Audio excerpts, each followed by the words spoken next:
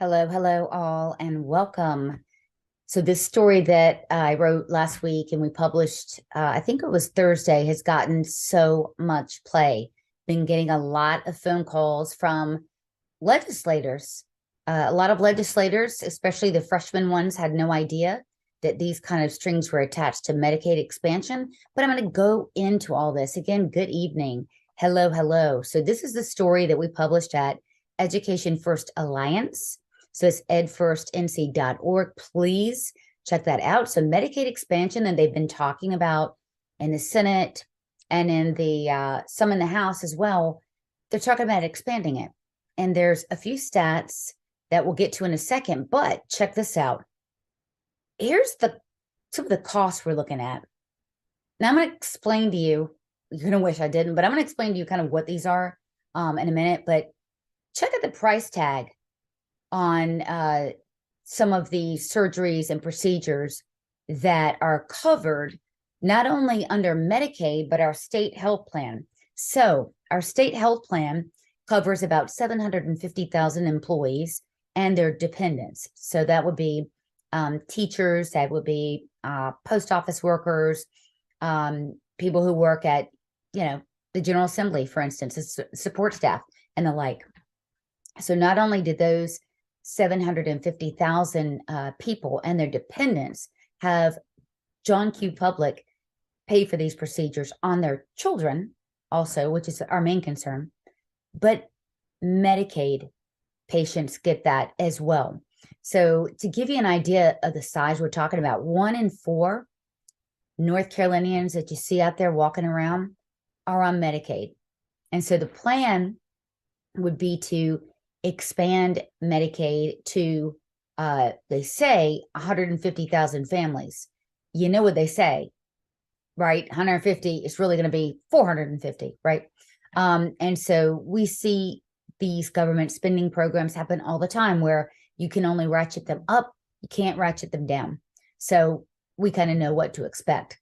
But let's say this from the outset.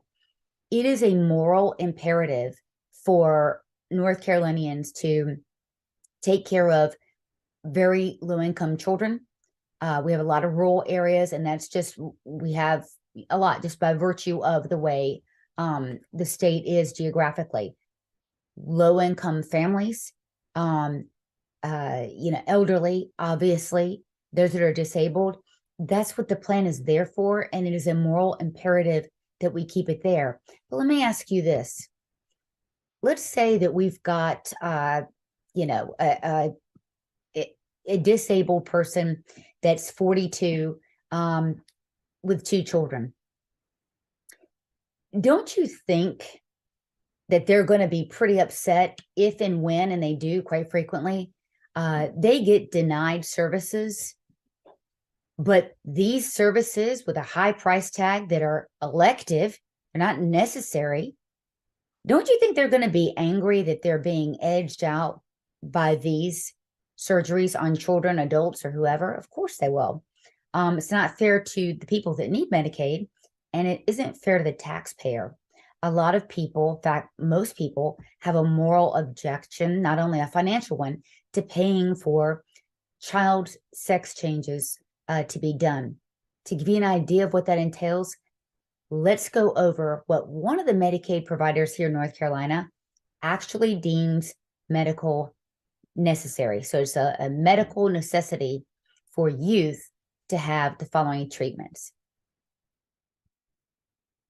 Okay, guys, let me tell you what you're looking at. This is Centene, and this is one of the providers of Medicaid in North Carolina. There's I think 5 providers, and they're probably pretty similar.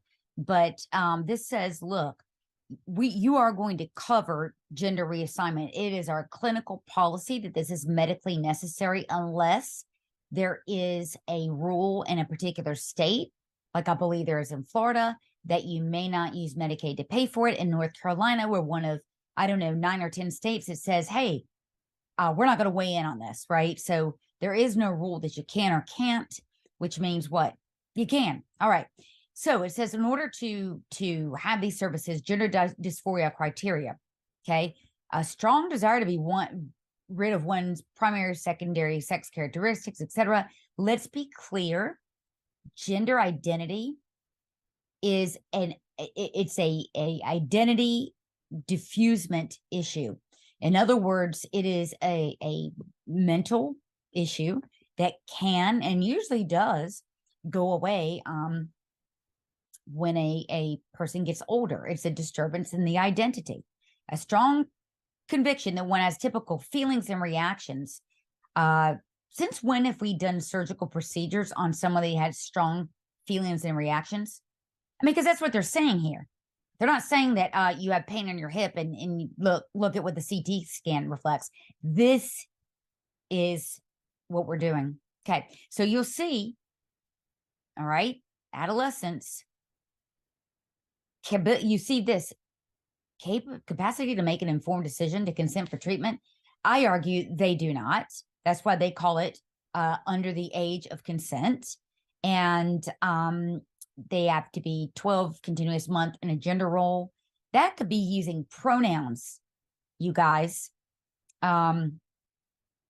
Okay, so here we go. This E right here, 12 continuous months of cross-sex hormones therapy of desired gender. Now that might be a puberty blocker in concert with testosterone. And by the way, both of them are dangerous as hell. 12 months of that, you will be sterilized. So that's before you can get the surgery. And a letter from your therapist, well, that ain't too hard. Okay, wait do you see what I show you next? Okay, so here are the surgeries that are medically necessary to treat feelings, to treat an identity disturbance. Right here you go. Okay, removing penis and testicles, giving a hysterectomy to a perfectly normal and healthy 12-year-old. Don't say it's not happening and that this is hyperbole. That's not true. It actually is happening. And all of these things, I could tell you what they are, but it's close to the dinner hour. Okay. Man, they don't give a facelift. They don't give liposuction, any of that. So here's the things that they're not going to do. But you get the point. This is what Medicaid is already paying for, and they want to expand it. What you just saw is bad enough. It ought to make you mad. It definitely made me mad. And again, we out here at John Q. Public, we're not alone. I've heard from 4 or 5 senators and a couple of House reps that they are going to put a stop to this. Can't have this in Medicaid. Really can't have it at all as a civil society. But just to make you a little bit angrier tonight, I'm going to tell you that Medicaid is given to all children inside of our schools who need it. And quite a many of our children in public schools are on free or reduced lunch. They are a target. So up until a few years ago, Medicaid services would understandably be used in the school for things like, the hearing impaired or cerebral palsy, profoundly disabled. Those services, schools could bill for those, and that's a good thing. Now, every school, every PSU now can bill Medicaid for behavioral services, which include gender identity. So now every school can bill for that. That's why you are seeing, and by the way, just to remind you, according to the general statutes here in North Carolina, the age of consent is 0. That's what the statute says. That means that a child can be, I'm just throwing this out there, 7 years old and consent to their own treatment without parental knowledge or permission. California, that age is 12. North Carolina, the age is 0. It's another law that has to change. This is insanity. So that means that all of these surveys that are being given out, if Susie or Johnny answers the wrong questions or what have you, they might be scheduled for behavior intervention or a one-on-one with a therapist, either in the school or via Zoom. because they're doing telehealth now with this. And just did a story the week before last that told you about the thinking and the wokeness and the, quite frankly, grooming that's going on with our school psychologists, or at least the body governing our school psychologists, and the school social workers. Let's review that again. So the DPI is hiring an army of social workers and psychologists to go into schools. And, the theory is they're going to help them, with anxiety, behavioral modification, things we would expect, but not so much. So the leading organization for school social workers promotes the biggest crock. I'm telling you guys, CRT all the way. One seminar they had last week behind closed doors, get this: white supremacy and the roots of anti-Blackness among Latino, Asian Americans, Pacific Islander communities. You're hearing this right. So it's divide, divide, divide, divide. Now it's not even whites against Black and brown people. It's Black and brown people against Black and brown people. It's insane. It is absolutely insane. So they're training social workers on how to be anti-racist. They're also doing this gender crap. And they say, we are committed to social justice for all and ending racism. Ending racism is a noble cause. We should all be worried about that, right? Discrimination and prejudice directed at any group is damaging all of the stuff. We agree. Having said that, it appears that they are discriminating, when we go back up here, right, against all Asians, Hispanics, etc.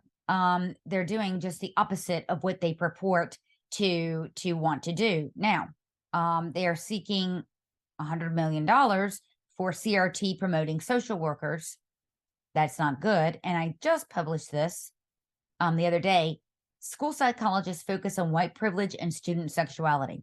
So we've got the social workers on one end, school psychologists on the other. Again, edfirstnc.org. You're going to find both of these stories here. And yeah, they're teaching this stuff about being woke and anti-transphobic and stuff like that in these groups.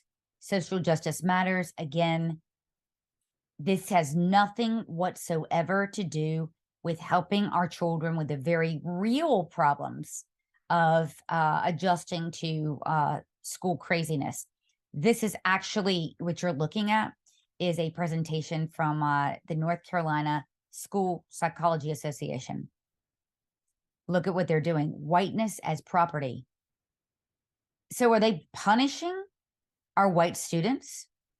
This is insane. On their website, on the national website for this group, privileged advantage in societal relationships benefits the holder of privilege who may receive different special knowledge, higher comfort level. And this is crazy. Privilege not visible to the holder. It's merely there. Others have a lack thereof. And so we all thought that we did not teach that just because of color of your skin that you're inferior, but North Carolina school psychologist, not so much.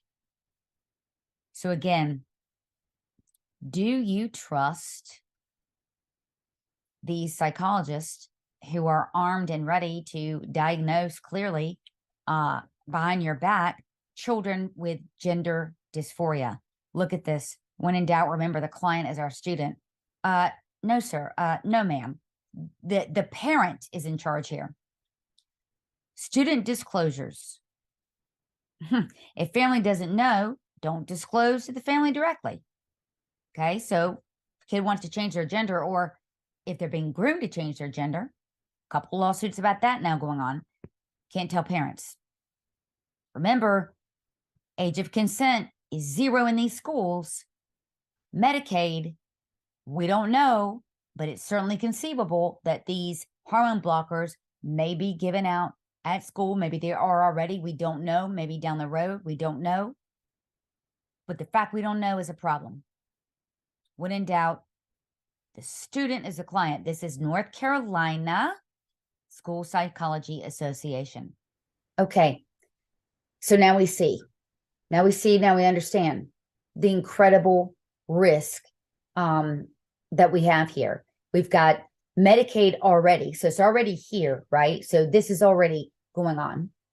Then you've got Medicaid expansion, which is pretty ambiguous. I mean, DHHS says it's going to be 200,000 families. We don't know, right? So you've got a practice that needs to be stopped, period. And then you've got it inside the schools, and then you're going to have it expanded.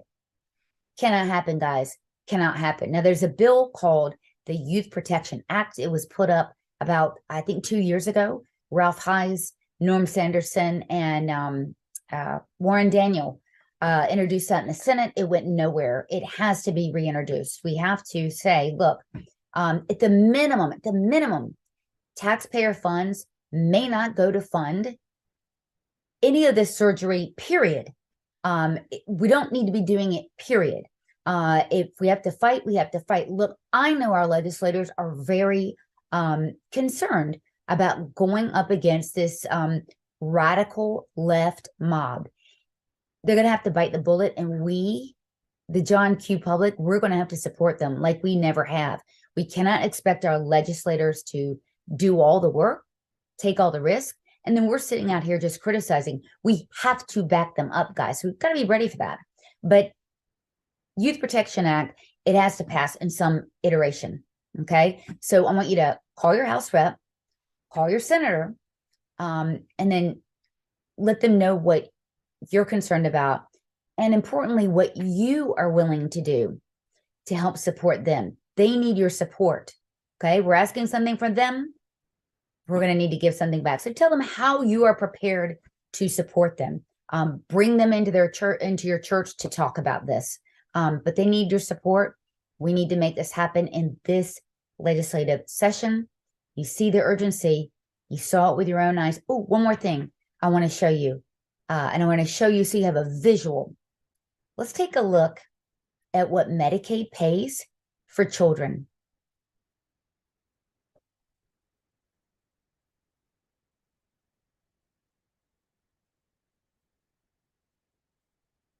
So, okay, this shouldn't be done, period, point blank at all. But the fact that taxpayers are paying for this, when our intention is to pay for people that really need it. You've got a 60-year-old person that needs a hip replacement. They're disabled, etc. They need those services. We do not need to be doing this. It is absolutely purely evil. We know science is good up into a point, right? Science is only as good as the men and women who are behind that science. We've got some pretty demented, evil people here, in case you haven't realized it, who are taking over sectors like healthcare. It's really concerning. But the point is this: we need to call our legislators. Let's also tell them how we're going to work for them. Share this video. Share this video with everyone you know, and then get your legislator also to watch this, okay, or to read our story. Again, edfirstnc.org. Check it out, share this, and share